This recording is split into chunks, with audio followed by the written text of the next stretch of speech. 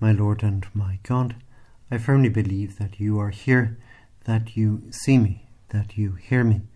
I adore you with profound reverence. I ask you for pardon of my sins and grace to make this time of prayer fruitful. My Mother Immaculate, Saint Joseph, my Father and Lord, my guardian angel, intercede for me. In this 10 minutes of prayer with Jesus, I'd like us to pray about three things that appear in the Gospel, and they are concern, service, and intercession.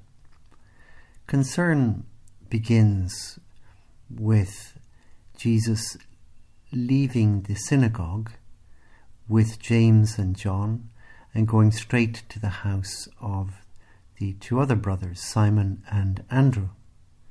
And we're told that Simon's mother-in-law had gone to bed with fever. And when they arrived, they were told that they told him about her straight away. So first we see their concern for this poor woman. She is sick in bed, makes us think of all the poor people now floored by COVID around the world. But they, James and John, Andrew and Peter, tell you, Jesus, about her sickness straight away. Clearly it's the thing utmost on their minds. They really want her to be well again. They are worried about her. They are concerned for her. And don't overlook an important detail here. Peter is one of those who is very concerned, and the sick woman is his mother-in-law. So the Gospel goes on telling us that Jesus went up to her, took her by the hand, and helped her up. Jesus, we don't doubt that you were moved and maybe impressed by the concern of these four men. You immediately take action. And again, you in your turn, we see, Lord, how considerate you are with this woman. Not only do you cure her, but you help her up. And she in her turn then kind of returns the compliment, because after the fever left her, we're told in the Gospel, she began to wait on them. So she's no sooner up on her feet again than she's preparing a meal. So it's very nice, expressing perhaps her gratitude to the four men for their concern for her. The word concern is interesting. It comes from the word to perceive, to literally sieve something, go over it very carefully.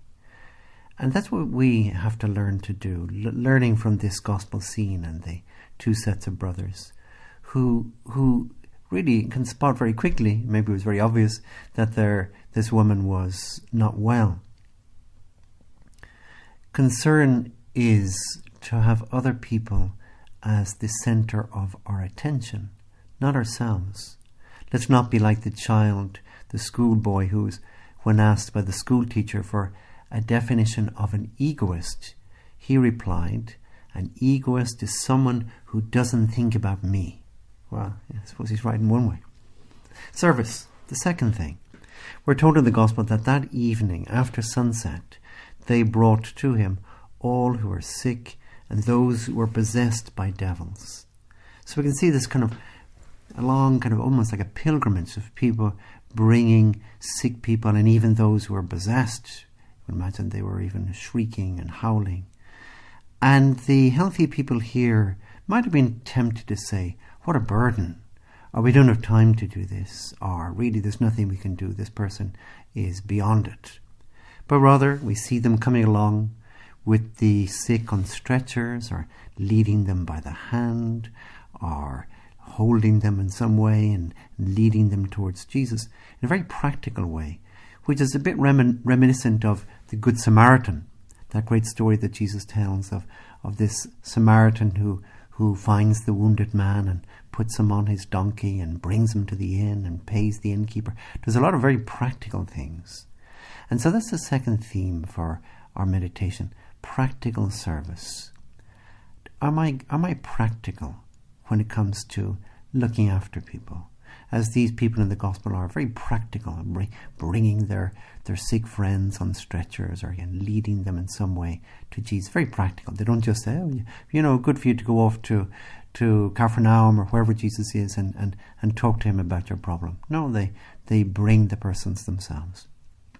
I remember here somebody who's a friend of theirs, their wife died, and the friend had a large family, and it was the days leading up to the funeral, and this friend wanted to help out, and what he said was, look, let all the kids leave out their shoes, and I will shine them all. It's a very, very small thing, but he knew, well, their shoes would have to be shined before the funeral. It's a small little detail, and it was one thing that he could do, a very practical thing of service. I'll shine the shoes of the whole family. Quite something. Our third theme then is intercession. The gospel continues. In the morning, long before dawn, he, Jesus, got up and left the house and went off to a lonely place and prayed there. Simon and his companions set out in search of him. And when they found him, they said, "Everybody is looking for you." Everybody is looking for you, Jesus.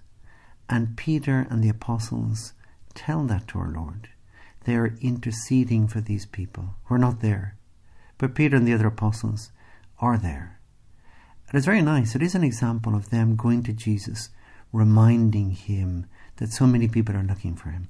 And we can imagine that you, Lord, in your turn, when you got up so early in the morning, you were praying for perhaps Simon's mother-in-law, for Simon Peter, that is, for the other apostles, for people that you'd met the previous day, maybe a big long list of people that you were praying for by name. So our prayer, and it's good for us to remember this when we're praying now with our 10 minutes with Jesus, is not just praying for myself. It is also interceding, praying for others, bringing even just their names before Jesus in our prayer, saying, Lord, remember this person and that other person, and this person is sick, and this person has got COVID. In the Old Testament, in the book of Maccabees, it says, this is a man who loves the brethren and prays much for the people. So the book of Maccabees is praising the man who prays a lot for people, because that shows that he really loves his brethren, loves his brothers and sisters, because he prays for them. In a certain way, it could be the touchstone of my love for others, how I pray for them. And in the beginning, as we saw, how am I concerned about them? Concernere, looking at them, perceiving them, noticing things. For example, are they tired? Are they a little bit worried about things? Is there something in their mind? It's always very nice when somebody is able to spot something about you.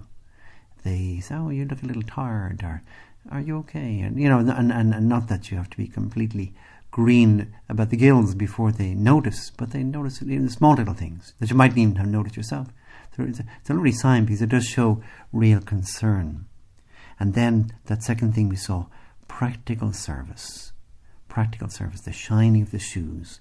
What practical thing can I do for you as those friends and relatives bring the sick, the paralyzed, the possessed, bring them on stretchers or by the hand, they bring them to Jesus. A lovely act of practical service. And then the intercession. We're not just praying for ourselves. And you, Lord, must be very happy when you find in my prayer that at least some of it is about other people, interceding for other people. Finally, we think of Our Lady, because she's a beautiful example of all three of those things, of concern, of practical service, and of intercession. And in fact, we see the three of them in that wonderful miracle of Cana, where Our Lady notices concern before anybody else, it seems, that the wine is running out. And this is of concern for her. So she wants to do something very practical, and that is get them wine. And so then she intercedes, goes to Jesus. They have no more wine. he's completely taken by surprise, but he has to do whatever his mother says, so the miracle is coming. But it's a beautiful example, or at least a great example to us of concern, of service and intercession. I give you thanks, my God, for the good resolutions, affections and inspirations you have communicated to me in this meditation. I ask you for help to put them into effect. My Mother Immaculate, Saint Joseph, my Father and Lord, my guardian angel, intercede for me.